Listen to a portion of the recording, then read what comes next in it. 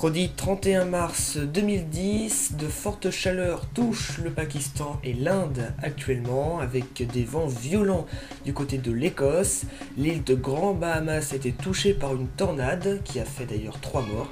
Et enfin, nous reviendrons sur le bilan du fort coup de vent de ce mardi sur les côtes charentaises.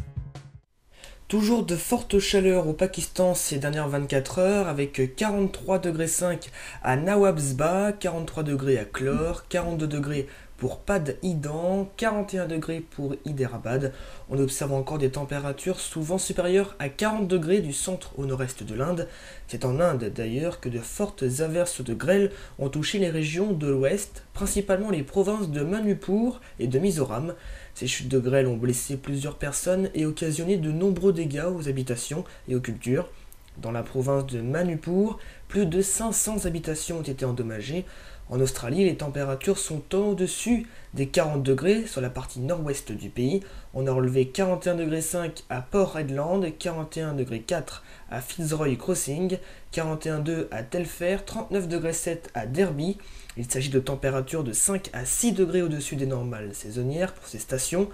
Dans le nord du pays, ce sont de fortes pluies qui se produisent depuis plusieurs jours maintenant.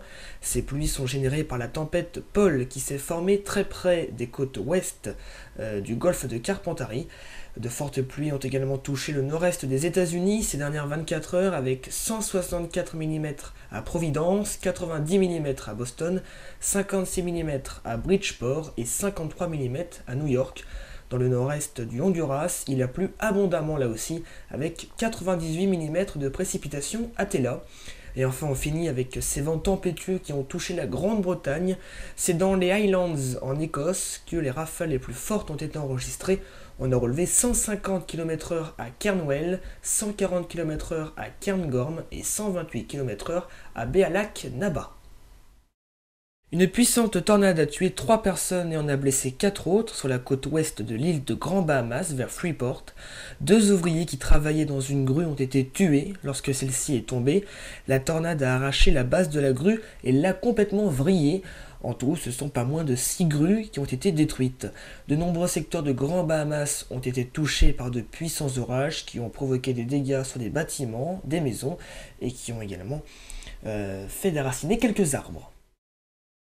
On passe maintenant au bilan du coup de vent de ce mardi avec 94 km/h sur Toulouse ainsi que sur Cognac, 101 km/h relevé à Saint-Clément-des-Baleines, 104 km/h du côté de Tarbes, 108 pour Biscarrosse, 112 km/h à Bordeaux, 116 km/h au Cap-Breton dans les Landes et 121 km/h du côté de Lézignan-Corbières. Cette carte maintenant qui vous informe des vents moyens relevés avec de 30 à 60 km/h, sauf vraiment sur l'arc atlantique où les vents moyens ont fréquemment dépassé les 60 km/h.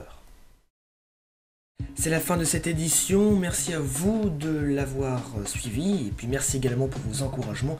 Prochain journal, samedi 3 avril. Je vous souhaite à tous une bonne fin de semaine.